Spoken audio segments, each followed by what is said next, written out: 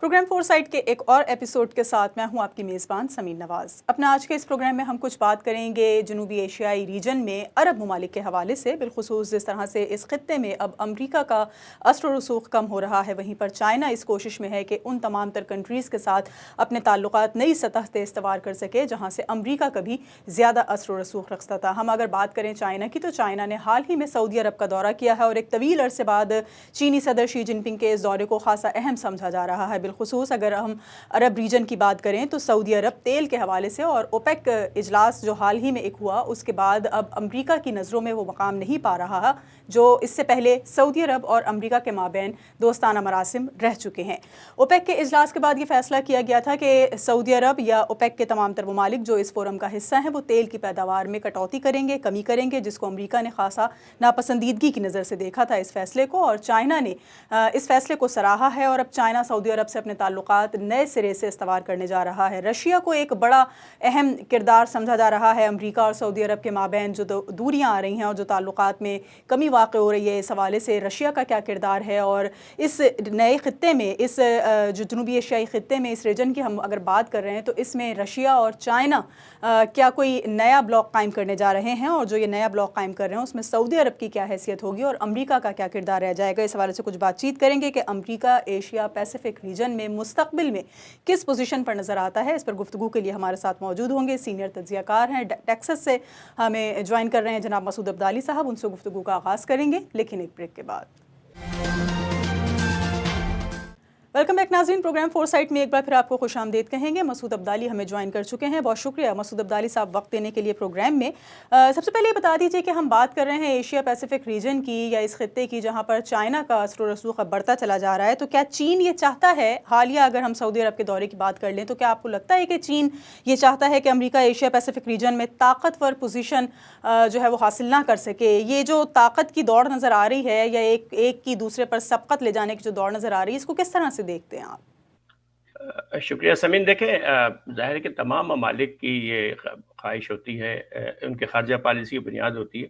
کہ وہ دنیا میں اپنا اثر و رسوخ بڑھائیں، اپنے دوست بڑھائیں، اپنے، اور خاص طور آج کا دور جو ہے وہ تجارت کا دور ہے تو وہ اپنی تجارت کو بڑھائیں۔ تو ظاہر ہے کہ یہ خواہش چین کی بھی ہے، روس کی بھی ہے، امریکہ کی بھی ہے، اور اور ویسے آپ ایک اور بات دیکھیں کہ ان دونوں کے درمیان، امریکہ اور چین کے درمیان، یعنی بظاہر لڑائی بھی ہے، ایک دوسرے کے بڑے خلاف بھی ہیں، ایک دوسرے کے خلاف تیاری بھی کرتے ہیں اور محاذ آرائی بھی کرتے ہیں، لیکن ان کے درمیان تجارت کا حجم دنیا کے دوسرے دو ممالک کے کمپیئر کریں سب سے زیادہ ہے۔ یعنی چین اور امریکہ کے درمیان جو باہمی تجارت ہے وہ دنیا میں کسی بھی دو ملک کے درمیان اتنی بڑی تجارت نہیں ہے جتنی ان دونوں ملکوں کے درمیان ہوتی ہے۔ اور ایک اور جو مزے کی بات آج صبح یہ CNBC پہ آ رہی تھی کہ وہ کہہ رہے تھے کہ جتنی فکر چینی معیشت کی صدر جی پنگ کو نہیں ہے، اس سے زیادہ فکر جو ہے وہ ایپل کو ہے، اس لیے کہ اس کے کارخانے وہاں پر ہیں، اس کی تجارت وہاں پر ہے۔ یہ ساری لڑائی جھگڑا اپنی جگہ، لیکن امریکہ کے تمام جو بڑے کارخانے، جتنی بڑی بڑی ہائی ٹیک کمپنیز ہیں، ایپل ہے یا امیزون ہے یا ان کی جتنی کیمیکل کمپنی ہیں، یا تیل کی کمپنی ہیں، ان سب کے جو ہے وہ کارخانے چین میں ہیں۔ اسی طرح چین کی مصنوعات جو ہے وہ سب زیادہ امریکی بازاروں میں جو چیز چھائی ہوئی وہ امریکی مصنوعات ہیں، حتیٰ کہ صدر ٹرمپ صاحب نے بڑی بھاری ڈیوٹی لگائی، یعنی درآمدی ڈیوٹی لگائی تھی ان کی مصنوعات پر۔ اس کے باوجود، یعنی ایک طریقے سے تجارتی جنگ چھیڑی تھی، لیکن اس کے باوجود جو ہے وہ ان کی مصنوعات کی امریکہ میں آمد میں کوئی کمی واقع نہیں ہوئی ہے، سوائے اس کے کہ ٹیکس بڑھنے کی وجہ سے عام جو صارف ہے اس کو زیادہ پیسے ادا کرنے پڑ رہے ہیں، لیکن چین کی درآمدات میں کوئی بھی فرق نہیں آیا۔ تو یہ جو معاملات ہیں، جو تعلقات، اس میں فرق جو ہے بنیادی طور پر یہ کہ امریکہ کی بظاہر جو خارجہ پالیسی ہوتی ہے وہ ہوتی ہے اثر بڑھانے کے لیے، جبکہ چین جو ہے مجھے لگتا ہے کہ اس کو زیادہ فکر جو ہے وہ اپنے تجارتی معاملات کی ہے۔ اور پھر ایک اور جو اچھی بات ہے کہ چین بڑا، یعنی اپنی سفارتکاری کے معاملے میں بڑا ہی یعنی کھلا ڈولا ملک ہے، اس کو بہت زیادہ وہ شرطیں نہیں لگاتا اپنے دوستوں پر کہ مجھ سے تعلقات بڑھاؤ تو اس سے تعلقات ختم کرو۔ مثال کے طور پر چین اور ہندوستان کے درمیان جو ہے وہ مسلسل جنگ چل رہی ہے۔ ابھی دیکھو، ابھی بھی کچھ دن پہلے، چند دن پہلے بھی ان کا تصادم ہوا ہے جو ہماری کشمیر سے لداخ کی سرحد کے اوپر۔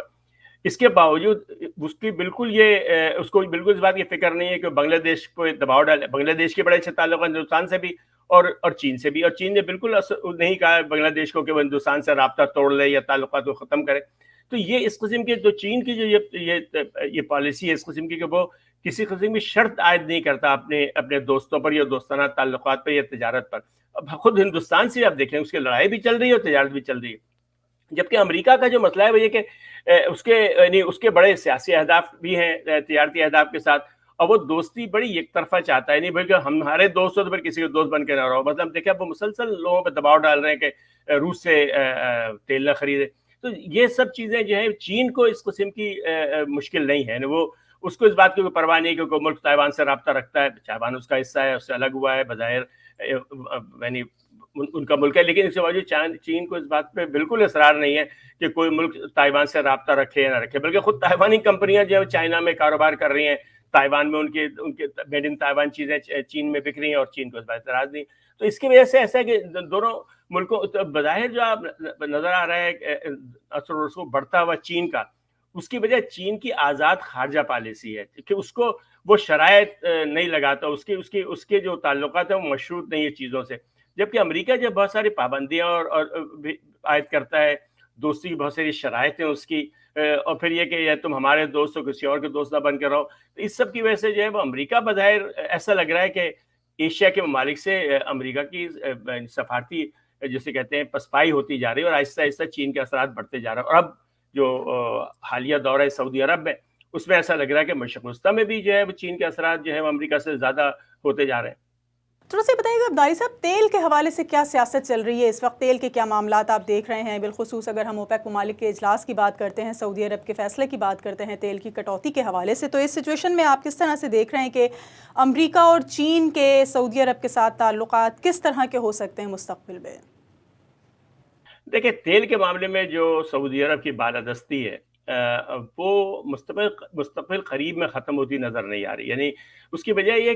کہ جو مشرقی وسطیٰ کے تیل کے میدان ہیں وہاں پر پیداواری جو لاگت اتنی کم ہے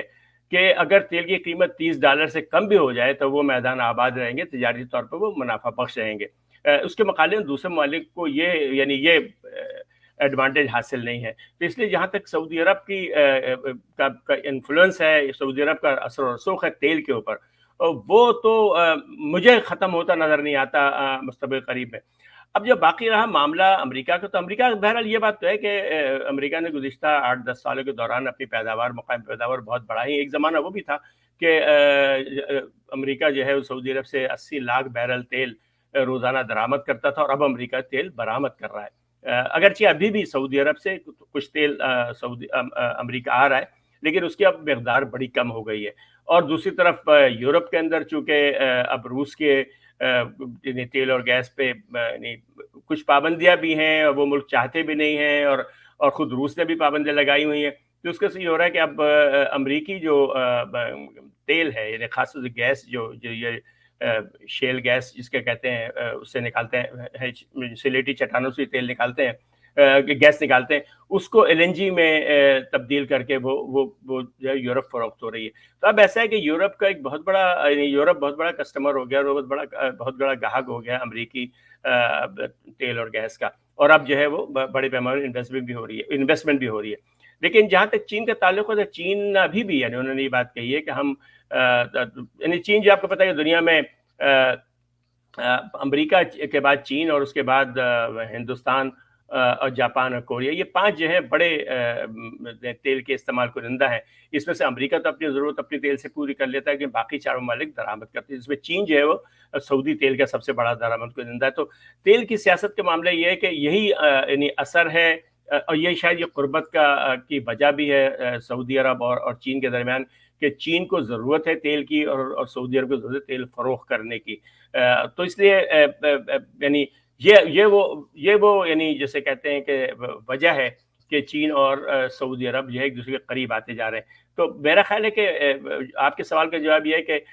تیل کی سیاست میں مجھے مستقبل قریب میں کوئی بڑی تبدیلی ہوتی نظر نہیں آتی, اور سعودی عرب کی جو بالادستی ہے تیل کے اوپر, اور خلیجی ممالک یعنی اس کے جو دوسرے اتحادی ہیں جیسے قطر ہے, کویت ہے, متحدہ عرب امارات ہیں, اس کا اثر جو ہے ان لوگوں کا اثر جو ہے وہ مستقبل قریب میں اسی طرح برقرار رہے گا. یہ بتائیے گا عبدالی صاحب کہ سعودی عرب کے حوالے سے ہم کیا صورتحال دیکھ رہے ہیں؟ امریکہ کے جو مراسم رہے ہیں، عربوں کے جو امریکی حکومت کے ساتھ تعلقات رہے ہیں ماضی میں، اب مستقبل میں وہ کیا نوعیت اختیار کرنے جا رہے ہیں؟ اور کیا آپ کو نظر آتا ہے کہ ایران اور چین کے ساتھ جس سطح کے تعلقات اب سعودی عرب کے قائم ہو سکتے ہیں، چین کے ساتھ تو بہت زیادہ دوستانہ مراسم حالیہ وزٹ کے بعد نظر آ رہے ہیں، اور ایران کے ساتھ بھی جو مذاکرات کا ایک اندیا دیا گیا تھا اور پھر کچھ بات چیت تعطل کا شکار وہ نظر آئی، تو آپ کو کیا لگتا ہے کہ امریکہ کے جو چین اور ایران کے ساتھ تعلقات ہیں، یعنی کہ وہ چائنا کو بھی سپر پاور نہیں تسلیم ہونے دے رہا، دنیا کو نہیں تسلیم کروانا چاہ رہا، یا کوئی بڑی طاقت تسلیم نہیں ہونے دے رہا، ایران کے ساتھ بھی اس کے معاملات سب کے سامنے ہیں، ایسے میں سعودی عرب اگر ایک بڑا دوست بن جائے گا ان دونوں ملکوں کا تو کیا رد عمل آ سکتا ہے امریکہ کی طرف سے، یا کیا اس کی حکمت عملی ہو سکتی ہے؟ جو سعودی عرب کے حکمراں ہیں، یعنی عملاً حکمراں وہی ہیں، اس لیے کہ شاہ سلمان صاحب جو خاصے بیمار ہیں، تو عملاً جو روزمرہ کاروبار ہے وہ ولی عہد کے ہاتھ میں، محمد بن سلمان صاحب کے ہاتھ میں۔ محمد بن سلمان کا معاملہ یہ ہے کہ وہ دو کام کرنا چاہتے ہیں۔ تو چاہتے ہیں کہ وہ ایک آزاد خارجہ پالیسی رکھیں، سعودی عرب جو ہے ایک بڑا ملک بن کے ابھرے، امریکہ کا دستنگر نہ ہو سیاسی معاملات میں، اور معیشت کے معاملے میں چاہتے ہیں ان کی معیشت تیل سے آزاد ہو جائے، تیل کے علاوہ دوسرے کام بھی کرو۔ تیل میں بھی وہ چاہتے ہیں خام تیل بیچنے کے بجائے ریفائنڈ پروڈکٹ جسے کہتے ہیں پیٹرولیم اور پٹرول اور ڈیزل بیچیں۔ اس لیے آپ پتہ ہے کہ خام جو مصنوعات ہیں وہ مارکیٹ کے رحم و کرم پر ہوتی ہیں، بازار کے رحم و کرم پر ہوتی ہیں، اور ان کا منافع زیادہ نہیں ہوتا، جبکہ جو ریفائنڈ پروڈکٹ ہیں، مثال کے طور پر یعنی خالی آٹا بیچنے والا اور بیکری، ان دونوں میں فرق ہے، ان دونوں کے منافع میں، یعنی کہ اس لیے کہ بیکری کا منافع زیادہ ہوتا ہے آٹے کے آڑتی سے، اور پھر آٹے کے آڑتی جو ہے وہ محتاج ہے بازار کا۔ یہ چکن آپ دیکھیں بازار میں چکن کی قیمت ہوتی ہے، لیکن چکن تکے کی قیمت جو ہے وہ کم و زیادہ نہیں ہوتی ہر روز، اس طرح چکن کی قیمت کم ہوتی ہے۔ تو یہ فرق ہے خام مال میں اور ویلیو ایڈڈ پروڈکٹ بیچنے میں۔ تو وہ چاہتے ہیں ہمارے شہزادہ صاحب محمد بن سلمان کہ دو بات، ایک تو یہ کہ وہ اپنی تجارت کو اور اپنی سفارت کو آزاد رکھنا چاہتے ہیں، اور دوسرے وہ چاہتے ہیں کہ تیل کے اوپر سے ان کا دار و مدار، ان کے ملک کا دار و مدار ختم ہو جائے۔ جو ان کا ویژن 2030 ہے، وہ اس میں یہی ہے کہ وہ چاہتے ہیں کہ وہ سیاحت ہو وہاں پر، صنعت ہو وہاں پہ پروڈکشن ہو، اور بلکہ وہ تو چاہتے ہیں اسلحہ سازی کی صنعت بھی ان کے ہو، تو اور تیل کے اوپر خام تیل بیچنے کے بجائے وہ ایک صنعتی ملک اور سیاحتی ملک جو ہے ان کے سیاحت کی صنعت ترقی کرے اور ایک صنعتی ملک بن کے وہ سامنے آئے۔ اس کی وجہ یہ بھی ہے کہ دیکھیں جتنے مسلمان ممالک ہیں اس کے اندر نوجوانی کا تناسب بہت زیادہ ہے۔ سعودی عرب جو ہے وہ پاکستانی کی طرح کی، جہاں پر 70 سے 80% آبادی جو 30 سال سے کم عمر کے لوگوں کی ہے، تو ظاہر ہے کہ یہ وہ طبقہ ہے جو محنت مزدوری کرنا جانتا ہے، جو تبدیلیاں لانا چاہتا ہے، جو تبدیلیاں لا سکتا ہے۔ تو اس لیے وہ چاہتے ہیں کہ اپنی افرادی قوت کو استعمال کریں۔ پھر ظاہر کہ ان کے لیے روزگار کی ضرورت بھی ہے، تو روزگار آپ کو معلوم ہے خالی زمین سے تیل نکالنے سے تو روزگار نہیں ہوتا، روزگار کے لیے تو آپ کو صنعتیں چاہیے، مختلف قسم کی صنعتیں چاہیے جس کے اندر سیاحت کی صنعت بھی شامل ہے۔ تو محمد بن سلمان یہ چاہتے ہیں کہ اپنے ملک کو کی صنعتوں کو ترقی دیں، اسی لیے، اور ان کو معلوم ہے کہ صنعتی ترقی چین کے بغیر نہیں ہو سکتی۔ یہ دنیا کو پتہ ہے کہ چین، جاپان اور جنوبی کوریا، اس لیے 3 ممالک ہیں جو صنعتی میدان کے امام ہیں، یعنی یہ لوگ ہیں جو صنعتوں، یعنی امریکہ ریسرچ تحقیق میں تو بہت آگے ہے بہت ساری، لیکن وہ اس طرح کا صنعتی ملک نہیں رہا، جیسے یعنی چھوٹی صنعتوں کے معاملے میں اب وہ چین اور جنوبی کوریا اور جاپان کا مقابلہ نہیں کر سکتا۔ تو محمد بن سلمان یہ چاہتے ہیں کہ چین، جاپان اور جنوبی کوریا سے رابطہ رہے، لیکن وہ امریکہ سے تعلقات ختم نہیں کرنا چاہتے۔ ایک بڑی اچھی بات انہوں نے کہی، کسی نے ان سے پوچھا کہ کیا آپ اپنا سیاسی قبلہ تبدیل کر رہے ہیں، تو انہوں نے کہا کہ آپ یہ کیوں کہتے ہیں کہ امریکہ یا چین، آپ یہ کیوں نہیں کہتے امریکہ اور چین، یعنی ہم دونوں سے رابطہ رکھنا چاہتے ہیں۔ تو ابھی ایک اور جو مسئلہ ہے وہ، جیسے میں نے عرض کیا کہ امریکی جو خارجہ پالیسی ہے، ان کے پیروں میں بہت ساری زنجیریں ہیں، جس میں بہت بڑی زنجیر مشرق وسطیٰ کے معاملے میں اسرائیل کی ہے۔ امریکہ کو ہر معاملے میں اسرائیل کے مفادات کا تحفظ کرنا پڑتا ہے، اسرائیل کی طرف دیکھنا پڑتا ہے مشرق وسطیٰ میں تعلقات بڑھاتے ہوئے۔ دیکھیں مثال کے طور پر صدر مرسی جب مصر میں حکومت میں آئے تو پہلی منتخب حکومت تھی مصر کی، ان سے کوئی خطرہ نہیں تھا امریکہ کو براہ راست۔ مرسی نے کبھی امریکہ کے خلاف بات نہیں کی، بلکہ مرسی تو امریکہ کے تعلیمی یافتہ تھے۔ پھر آپ کو یہ بھی پتہ ہے کہ جب 40s 70s میں کریک ڈاؤن ہوا یا کارروائی ہوئی کچلا گیا اخوان مسلمین کو، اس وقت سعودی عرب میں امریکی حکومت تھی، امریکی یعنی امریکہ کی حامی حکومت تھی، تو انہوں نے بہت لوگوں کو پناہ دی اخوانیوں کو، اور اخوانی بہت بڑی تعداد میں امریکہ میں بھی آئے. یعنی ایک طریقے سے امریکہ نے ناصر کے خلاف یعنی اخوان کی مدد کی اس دوران، یعنی حفاظت کے معاملے میں، بچانے کے معاملے میں، پناہ دینے کے معاملے میں. تو ان کے اچھے تعلقات تھے. اور خود آپ کو یاد ہوگا کہ ہیلری کلنٹن صاحبہ گئی ہیں، جیسے ہی مرسی نے اقتدار سنبھالا ہے تو ہیلری کلنٹن صاحبہ جو وزیر خارجہ تھی، انہوں نے گئی اور انہوں نے کہا کہ ہمیں بڑا لطف آیا مرسی کی ٹیم سے بات کرنے سے. مجھے لگتا ہے کہ یہ لوگ جو ہیں وہ واقعتاً امن چاہتے ہیں مشرق وسطیٰ میں، اور ان کے ساتھ ہم کام کر سکتے ہیں. لیکن مسئلہ یہ تھا کہ وہ مرسی صاحب جو تھے وہ آپ کو معلوم ہے کہ یہ جو غزہ ہے اس کا ایک راستہ جو ہے وہ رفح گیٹ مصر میں کھلتا ہے، مصر کی سینائی میں، جو اسے لاک کیا بند کیا ہوا تھا. تو مرسی صاحب نے جاتے ہی سب سے پہلا حلف اٹھانے کے بعد پہلا کام یہ کہ جا کے وہ تالا توڑ دیا اس کا، اور انہوں نے کہا کہ فلسطینیوں تم ہمارے ہو اور مصر تمہارا ہے. تو وہیں سے یعنی مرسی کا جو اختلاف ہوا امریکہ سے، وہ اسرائیل کے مسئلے پہ ہوا. یہی معاملہ قطر کا بھی ہے. قطر کے خلاف جو پابندی لگائی تھی، تینوں ملکوں نے بائیکاٹ کیا تھا، متحدہ عرب امارات نے اور بحرین نے اور سعودی عرب نے. تو وہ بھی یہی تھا کہ ان کا خیال تھا کہ الجزیرہ جو ہے وہ امریکہ کے خلاف پروپیگنڈا کرتا ہے، اسرائیل کے خلاف پروپیگنڈا کرتا ہے، اور جو وہ حکومت ہے شاہ ثانی کی، وہ مدد کر رہی ہے اخوانیوں کی اور حماس کی. یعنی وہ بھی معاملہ اسرائیل کا تھا. تو امریکہ کا جو بہت بڑا مسئلہ یہ بھی کہ امریکہ کے تعلقات میں جو بار بار رکاوٹ آتی ہے مشرق وسطیٰ میں، وہ اسرائیل کی وجہ سے. پھر ایک اور جو مسئلہ بہت بڑا امریکہ کے تجارتی مسئلہ ہے کہ امریکہ میں دیکھیں بالکل دو جسے کہتے ہیں متوازی نظام چل رہا ہے. مثال کے طور پر ابھی دیکھیں ترکی نے پاکستان نے بھی ایسے F-16 خریدے اور اس کے رقم بھی ادائیگی کر دی، لیکن پیسے بھی ادا کر دیے، لیکن بعد میں معلوم ہے کہ امریکی کانگریس سے پابندی لگاتی. اب مسئلہ ہے کہ اسلحے کا جو معاہدہ ہوا وہ ریتھیان سے ہوا، جو کمپنی سے ہوا، اسلحہ ساز کمپنی سے. پابندی لگائی کانگریس نے. ریتھیان کہہ رہی ہم تمہارے پیسے واپس سے کریں گے، اس لیے کہ ہم نے تو اپنا وعدہ پورا کر دیا ہے تمہارے ہتھیار بنانے کا، اب تم نہیں اٹھا سکتے امریکی پابندی کی وجہ سے، تو اس کی قیمت ہم کیوں ادا کریں. اب دیکھیں اس میں لیکن مسئلہ ہے نا، اس کی وجہ سے امریکی تجارتی اداروں سے ڈیل کرتے ہوئے، سودا کرتے ہوئے دنیا کے ممالک تھوڑے سے گھبراتے ہیں کہ کیا معلوم کس وقت کانگریس پابندی لگا دے اور ہمیں نہ مصنوعات ملے اور نہ پیسے واپس ملے. چین کے ساتھ یہ مسائل نہیں.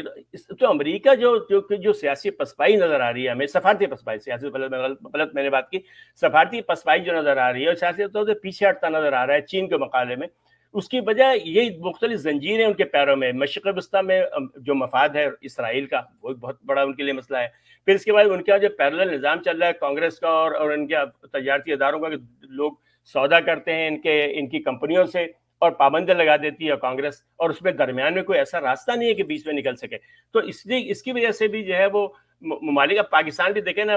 چین کے ساتھ جو ہے وہ تھنڈر طیاریں تیار کر رہا ہے، اس لیے کہ زیادہ پاکستان ڈسا جا چکا ہے F-16 پہ پابندی کے نتیجے میں. یہی اسی آزمائش سے ترکی گزر رہا ہے. F-35 کے وہ پیسے دے چکے ہیں، بلکہ اس کے چونکہ نیٹو کے ممبر ہے تو انہوں نے اس کی جو ڈیزائننگ تھی، اس کی جو ریسرچ تھی، اس میں بھی یعنی حصہ لیا تھا، اس میں سرمایہ کاری کی تھی، لیکن ان پہ پابندی لگا دی. وہ F-35 نہیں خرید سکتے. کانگریس نے لگا دی پابندی اس لیے کہ وہ روس سے ڈیل کر رہے تھے. اس لیے یہ جو مسائل ہیں امریکی اسلحہ سازی، امریکی تجارتی اداروں کی، کانگریس کی مداخلت، پھر اسرائیل کے مفادات، اس کی وجہ سے امریکی بظاہر ایسا لگ رہا ہے کہ امریکی جو سفارتکاری ہے وہ پسپا ہو رہی ہے. اب بہت آہستہ، کیونکہ بہت بڑا ملک ہے اس لیے زیادہ محسوس ہے، غیر محسوس انداز میں ایسا لگ رہا ہے کہ مشرق وسطیٰ پہ چین کا اثر بڑھ رہا ہے. ایک بریک لیں گے، ایک بریک کے بعد واپس آئیں گے تو کچھ مزید اس بارے میں گفتگو کریں گے. ہمارے ساتھ رہیے. ویلکم بیک ناظرین، پروگرام میں ایک بار پھر آپ کو خوش آمدید کہیں گے. سعودی عرب کے تعلقات چائنا کے ساتھ کیسے ہو سکتے ہیں، ایران کے ساتھ کس سطح پر استوار ہونے جا رہے ہیں، اور اس کے علاوہ اس وقت ہم کیا صورتحال دیکھ رہے ہیں ایشیا پیسیفک ریجن کی، اس پر گفتگو کر رہے ہیں. مسعود عبدالی سینئر تجزیہ کار ہمارے ساتھ موجود ہیں. عبدالی صاحب، ویژن 2030 کی آپ بات کر رہے ہیں، اور جب ہم اس ویژن کی بات کرتے ہیں تو یقیناً سعودی عرب اس چیز کا خواہاں ہے کہ نہ صرف یہ کہ وہ صنعتی اسٹرکچر کو مزید فروغ دینا چاہتا ہے، صنعتوں کے فروغ کی بات کرتا ہے، بلکہ سیاحت کے حوالے سے بھی بھی جو ہے وہ بات کی جاتی ہے. اور اگر کسی ملک کے مفاد کی بات کی جاتی ہے تو پھر وہ یہ نہیں دیکھتا کہ آیا جس ملک سے اس کو یہ مفاد حاصل ہو رہا ہے وہ دوسروں کے لیے کیا حیثیت رکھتا ہے. میں اگر اسرائیل کی آپ سے بات کروں اس حوالے سے تو ایک مرتبہ پھر منتخب ہو چکے ہیں وزیر اعظم نیتن یاہو، اسرائیل کے تیسری مرتبہ وزیر اعظم منتخب ہوئے ہیں، اور انہوں نے بھی اس بات کا باقاعدہ اظہار کیا ہے کہ وہ چاہتے ہیں کہ سعودی عرب سے بھی باقاعدہ طور پر جو ابراہیم ایکرڈ ہے یا ابراہیم معاہدہ ہے اس حوالے سے تعلقات استوار کر لیے جائیں، تسلیم کروا لیا جائے اسرائیل کی حیثیت کو. کیا آپ کو لگتا ہے کہ سعودی عرب اسرائیل کو تسلیم کرنے کی پوزیشن میں آ چکا ہے؟ مفاد کی اس جنگ میں وہ اسرائیل کی اس حیثیت کو تسلیم کرے گا یا ابھی مزید کچھ پس و پیش کیا جا سکتا ہے؟ دیکھیں، اسرائیل اور سعودی عرب قریب تو آئے ہیں اور انہوں نے اپنی فضائی حدود کھول دی ان کے لیے، لیکن اس سے پہلے وہ ایک بار کہہ چکے تھے جب معاہدہ ابراہیم کی بات ہو رہی تھی اور جب بحرین نے اور متحدہ عرب امارات نے تسلیم کیا تھا اس کو اسرائیل کو، تو اس وقت شہزادہ صاحب نے ایک یعنی نجی انٹرویو میں کہا تھا کہ بھئی ان دو ملکوں کی بات ہو رہی ہے، ان دو ملکوں کے اندر متحدہ عرب امارات اور بحرین میں غیر مقامی لوگ مقامی لوگ سے زیادہ ہیں، یعنی وہاں پر مقامی لوگوں کا بہت زیادہ انفلوئنس نہیں ہے. ہمارے یہاں معاملہ یہ ہے سعودی عرب میں کہ مجھے ڈر یہ ہے کہ سعودی عوام اس بات کو پسند نہیں کریں گے. دیکھا ابھی بھی جو قطر جو فیفا ہو رہا ہے، فٹ بال ٹورنامنٹ ہو رہا ہے، اسے دیکھیں کہ جب بھی کوئی عرب ٹیم کھیلنے آتی ہے تو تماشائی جو ہیں وہ فلسطین کے پرچم لے کے میدان میں آ جاتے. اسی طرح جب بھی اس نے مراکش نے اچھی کاروائی دکھائی، مطلب کوارٹر فائنل جیتے، تو سب سے بڑا جشن جو ہے وہ غزہ میں اور رام اللہ میں ہوا. تو یہ عرب حکمرانوں کو بھی نظر آ رہی ہے بات کہ مطلب کہ وہ اگر تسلیم کر بھی لیں اسرائیل کو تو ان کے عوام پسند نہیں کرتے. اس دفعہ آپ نے دیکھا ہے کہ کئی بار یہ ہوا کہ قطر نے اسرائیلی صحافیوں کو اجازت دی تھی آنے کے اپنے ملک میں، تو خود اس نے بات لکھی ہے ٹائم آف اسرائیل نے کہ جہاں پر بھی وہ گئے اسرائیلی صحافی کسی شہری کا انٹرویو کرنے یا کسی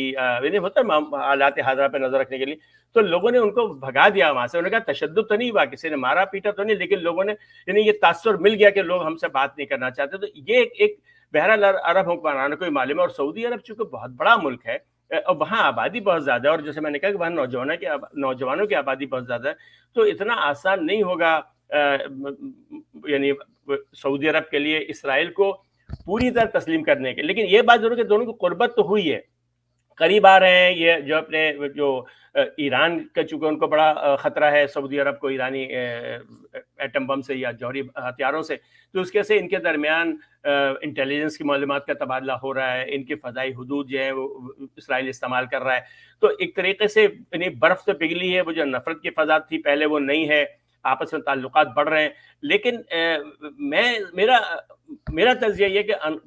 مستقبل قریب میں ان کے درمیان مکمل سفارتی تعلقات کے امکانات جو ہیں وہ کم ہیں. اس کی وجہ سیاسی ہے، اور خاص طور سے اس فٹ بال ٹورنامنٹ نے ایک بار پھر اس پہلو کو یعنی اجاگر کیا ہے کہ عرب عوام جو ہیں، یعنی مراکش خود آپ دیکھیں مثال اس بات کہ مراکش خود ان ملکوں میں شامل ہے جس نے اسرائیل کو تسلیم کر لیا ہے. لیکن مراکش کے اندر بھی اور اس کے علاوہ اسٹیڈیم میں بھی جتنے مراکشی لوگ تھے وہ پرو فلسطین تھے اور اسرائیل کے خلاف نعرے لگا رہے تھے. وہ تو اس لیے یعنی میرا اپنا خیال یہ ہے کہ فی الحال اسرائیل اور سعودی کے درمیان جو تعلقات ہیں مکمل سفارتی تعلقات، ان کی نوبت نہیں ہے. پھر ایک اور بات ہے جو آپ نے ابھی ذکر کر دیا ہے نیتن یاہو کا. آپ کو معلوم ہے وہ جو حکومت بنا رہے ہیں وہ انتہائی درجے کی جسے کہتے ہیں متعصب اور انتہا پسند حکومت ہوگی، جس لیے کہ ان کے جو بڑے پارٹنر ہیں وہ جماعت یہود ہے، اس کا نام ہی جماعت یہود، پھر تورائت پارٹی ہے، پھر شاس ہیں. اس کے علاوہ ایک اور ان کے تنظیمیں وہ کہتے ہیں سیاسی یعنی یہودی سیاسی تنظیم. تو یہ سب لوگ جو اچھا ان کو وہ وزارت دفاع دے رہے ہیں، ان کو وہ جو ہے وہ ویسٹ بینک کی وزارت دے رہے ہیں. تو اس کی وجہ سے ایک اور جو تاثر ابھر رہا ہے، خوف ابھر رہا ہے کہ نئی جو حکومت ہوگی، جو کچھ بھی وہ اپنے خواہش ظاہر کریں نیتن یاہو صاحب رابطے کے عرب دنیا سے، اسرائیل کی اندر کی جو پالیسی ہوگی بہت زیادہ وہ فلسطین کش ہوگی. اور مستقبل قریب میں مجھے لگتا ہے کہ بہت زیادہ تصادم کی خبریں آئیں گی اندرون فلسطین سے، خاص طور سے جو مقبوضہ عرب علاقے ہیں. یعنی وہاں تو شاید ایسا نہ کر سکیں بہت زیادہ، غزہ میں اس لیے کہ غزہ کا تو مطلب صرف بمباری کر سکتے ہیں وہ، لیکن جو ویسٹ بینک کے اوپر جو ان کی آباد کاری ہے، یہودی آباد کاری، نئے گھر بنا رہے ہیں، وہ مجھے لگتا ہے کہ اس کی رفتار بڑھے گی. اور اس کے علاوہ ایک اور بات جو کر رہے ہیں، آپ نے دیکھا ہوگا، وہ کہہ رہے ہیں کہ ہم بیت المقدس میں، جو مشرقی بیت المقدس ہے، یعنی جو دالان ہے اس کا مسجد اقصیٰ کا، اس کو وہ اب تک صرف مسلمانوں کے لیے، اس کے اوپر وہ کہ غیر مسلموں کو جانے کی اجازت نہیں ہے، اور جا سکتے ہیں تو ان کو وہ اجازت دے کے کچھ وقت کے لیے جا سکتے ہیں۔ نئی جو حکومت آ رہی ہے جس میں جماعت یہود شامل ہے، جماعت یہود نے شرط لگائی ہے کہ اس کو القدس جس کے کہتے ہیں، القدس کو کھولا جائے گا دوسرے مذاہب کے لیے بھی۔ تو ظاہر ہے کہ یہ تو بہت بڑا تصادم والی بات ہوگی، یعنی خالی معاملہ فلسطین کے نہیں، ساری دنیا کے اندر معاملے کو ایسے کہ کوئی کہے کہ مسجد نبی کو کھول دیا جائے سب لوگوں کے لیے، تو ظاہر ہے کہ یہ مسلمان اس کو قبول نہیں کریں گے۔ تو اسی طرح اب یہ جو بیت القدس کو کھولنے کی بات وہ کر رہے ہیں، تو آپ کے سوال کا جواب یہ ہے کہ جو بھی خواہش کا اظہار کریں نیتن یاہو صاحب، جو آنے والی اسرائیلی حکومت ہے، جو میں خیال اب آج یا کل میں، آج 17 کو غالباً کا آخری تاریخ تھی جب تک ان کو حکومت سازی کرنی تھی، تو وہ اب جو حکومت آئے گی وہ بہت ہی زیادہ انتہا پسند اور متعصب ہوگی، اور بہت زیادہ اسرائیل یعنی فلسطین کش پالیسیاں وہ بنائے گی۔ تو اس لیے مجھے تو لگتا ہے کہ مزید تعلقات میں یعنی تلخی آئے گی عربوں اور اسرائیل کے، اس لیے وہ لوگ اس عرب دنیا کے، جن میں ولی عہد صاحب بھی شامل ہیں، وہ اگر چاہیں بھی تو شاید تعلقات میں گرمجوشی نہیں پیدا کر پائیں گے اسرائیل کے ساتھ۔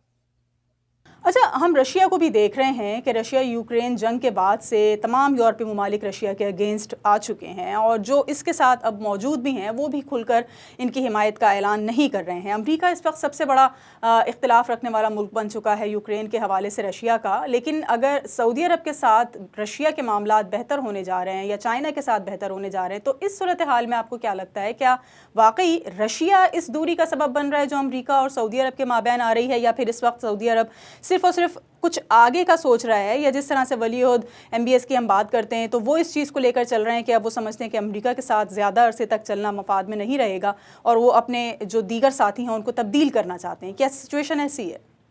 دیکھیں، روس کے ایک جو بڑی تبدیلی تو آئی ہے وہ تیل کی سیاست کے حوالے سے، کہ روس پہلے اوپیک کا حصہ نہیں تھا۔ اچھا، سرکاری طور پر اوپیک کا حصہ ابھی وہ نہیں ہے، یعنی وہ اوپیک کا رکن نہیں ہے، لیکن اوپیک پلس میں اب آپ کو پتہ ہے کہ نئی چیز شمار ہوتی ہے ہمیشہ اوپیک پلس، یعنی اس کا مطلب ہے کہ اوپیک کے ممالک اور روس، تو روس تقریباً اب اوپیک کی تمام جو پالیسی سازی ہے اس کے اندر اوپیک شامل ہے۔ پہلے روس شامل ہے، اسی لیے قیمتوں پر وہ کنٹرول نہیں تھا اوپیک کا، جو اب ہو گیا ہے، کہ اس لیے کہ آپ کو پتہ ہے کہ دنیا میں جو تیل ہے وہ 3 ممالک 1/3 پیداوار 3 ممالک سے آتی ہے، امریکہ، روس اور سعودی عرب، جن کی تقریباً سب کی پیداوار 1 کروڑ بیرل روزانہ کے قریب ہے، تو اور دنیا میں پیداوار جو ہے وہ 10 کروڑ ہے، تو 10 کروڑ میں سے 3-3.5 کروڑ یہ 3 ممالک سے آتی تھی۔ تو اس میں پہلے یہ تھا کہ آتی ہے، پھر یہ ہوا، پہلے یہ تھا کہ روس جو تھا وہ ایک آزاد، ان کے اوپیک کے ساتھ نہیں رہتا تھا، پرائس میکینزم ہے، جب وہ قیمتیں طے کر رہے ہوتے تو روس ان کا ساتھ نہیں دیتا تھا۔ تو کئی بار یہ بھی ہوا ہے کہ سعودی عرب نے پیداوار کم کی اور روس سے پیداوار بڑھا دی، یا سعودی عرب نے پیداوار بڑھائی تو روس سے پیداوار کم کر دی۔ تو یہ، لیکن اب ایسا ہے کہ روس جو ہے وہ تقریباً یعنی بالکل ہر نشست میں اوپیک کے ساتھ ہی ہوتا ہے وہ۔ تو اس لیے ایک بات تو یہ ہے کہ تیل کے حوالے سے تو روس اور اوپیک کے ممالک، اور اوپیک میں آپ کو پتہ اوپیک میں جو قیادت کا مذہب ہے وہ سعودی عرب کے پاس ہے، یعنی صدر بدلتے رہتے ہیں لیکن ہے اثر جو ہے سعودی، اور وجہ اس کی یہی کہ دیکھیں نا کہ ان کی جو پیداوار ہے اوپیک کی وہ کوئی 34 لاکھ بیرل ہے، یعنی 3 کروڑ بیرل کے قریب ہے ٹوٹل، اس میں سے 1 کروڑ جو ہے سعودی عرب سے آتا ہے، تو ظاہر ہے کہ جو اثر ہوگا وہ ہوگا ان کا۔ تو اس لیے اب یہ جو روس اور عرب دنیا کے تعلقات بڑھے ہیں، اس کی بڑی وجہ تو ایک تیل بھی ہے، تیل کی وجہ سے آئی ہے۔ اس کے علاوہ روس کو خود بہت سارے دوستوں کی ضرورت ہے، آپ کو پتہ ہے کہ اس کی بڑی آمدنی جو تیل اور گیس سے ہوتی ہے، اور وہ اس پر پابندی لگ رہی ہے، یورپی یونین نے خریدنا بند کر دیا، بلکہ اب ایک جو پہلی غالباً دسمبر کی پہلی تاریخ سے انہوں نے ایک جو پالیسی بنائی، اس کے مطابق وہ $60 سے زیادہ فی بیرل قیمت نہیں دیں گے روسی تیل کی، جو ظاہر ہے کہ روس کے لیے، روس کو قابل قبول نہیں ہے۔ تو یعنی اس سے یعنی دشمن کو دشمن دوست، اس کو روس کو ضرورت ہے دوستوں کی، اور اس وقت اس کو عرب دنیا میں اچھے دوست مل گئے۔ دوسری طرف اس کے اوپر دباؤ ہے سعودی عرب پر امریکہ کا کہ تم تیل کی قیمت کو کم سے کم رکھنے کی کوشش کرو، جو سعودی عرب نہیں چاہتا، اس لیے کہ جیسے میں نے عرض کیا کہ وہ جو ترقی ویژن 2030 ہے اس کے لیے جو تعمیر نہ ہو، اس کے لیے بہت پیسے چاہیے، اور ان کا خیال ہے کہ تیل ہی وہ ذریعہ جس سے وہ پیسے کر کے تیل پر اپنا یعنی انحصار ختم کر سکتے ہیں۔ تیل پہ انحصار ختم کرنے کے لیے انہیں جو ترقی چاہیے معاشی یعنی صنعتی، اس کے پیسے تیل سے آئیں گے، اس لیے وہ تیل کی قیمت کم نہیں کرنا چاہتے، وہ چاہتے ہیں کہ ان کا ریونیو منافع بڑھتا رہے. تو اس وجہ سے یعنی تیل کی وجہ سے یہ دو ممالک یعنی روس اور اسرائیل سعودی عرب قریب آئے. اور ایک اور یہ کہ ایک جنرل ایک عام تاثر ہے شہزادہ صاحب کے بارے میں. شہزادہ صاحب جو ہے وہ 100% اپنی جسے کہتے ہیں سیاسی قبلے کا رخ واشنگٹن کی طرف نہیں رکھنا چاہتے، وہ سب سے دوستی کرنا چاہتے ہیں. اس لیے سعودی عرب روس اور چین دونوں کا اثر جو ہے مشرق وسطیٰ میں بڑھ رہا ہے. بہت شکریہ. مسعود عبدالی ہمارے ساتھ موجود تھے اور ہم نے کچھ بات چیت کی ایشیا پیسیفک ریجن میں طاقتور پوزیشن حاصل کرنے کی جو دور چل رہی ہے اس میں کون سر فہرست پوزیشن پر نظر آتا ہے، اس کا ہم نے ذکر کیا. اور مسعود عبدالی صاحب ہمارے ساتھ موجود تھے جن کا یہ کہنا ہے کہ امریکہ کی ایک پوزیشن ابھی بھی برقرار ہے پوری دنیا میں، گو کہ معیشت کے حوالے سے خاصی زبوحالی کا سامنا ہے امریکہ کو، اور چین معاشی صورتحال میں اگر دیکھا جائے تو امریکہ سے کہیں زیادہ بہتر نظر آتا ہے. لیکن ابھی بھی امریکہ چین کو اپنی پوزیشن لینے نہیں دے گا، گو کہ چائنا اس چیز کی سبقت لے جانے کی کوشش کرتا ہے کہ امریکہ کو کہیں پیچھے چھوڑ دے اور خود سپر پاور تسلیم کروا لیا جائے، لیکن اس چیز میں ابھی مزید وقت درکار ہوگا. اگلے ہفتے ایک اور موضوع کے ساتھ حاضر ہوں گے. پروگرام ٹیم کے ساتھ سمیر نواز کو اجازت دیجیے. اللہ نگہبان.